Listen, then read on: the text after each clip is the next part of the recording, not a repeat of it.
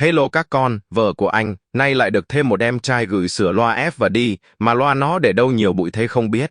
Ha ha, ngồi trong căn phòng nhỏ, cái nóng như đổ lửa, mồ hôi chảy ròng ròng, anh lại cặm cụi bên con loa hỏng, nghề này nhiều lúc cũng lạ, không chỉ con người mệt mà đến máy móc cũng như muốn đình công.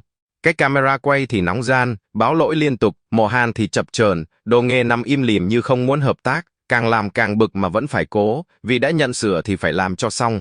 Anh vừa lau mồ hôi vừa dò từng đường mạch, kiểm tra từng con IC, có lúc cũng muốn bỏ ngang cho đỡ mệt nhưng nghĩ lại, nghề nuôi mình thì phải theo tới cùng, rồi cũng đến lúc tìm ra lỗi, thay linh kiện.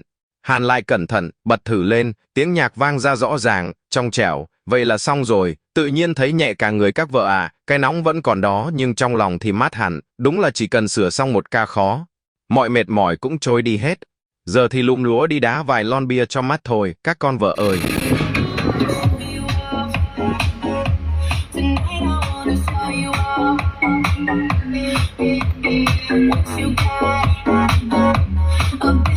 We gonna party like it's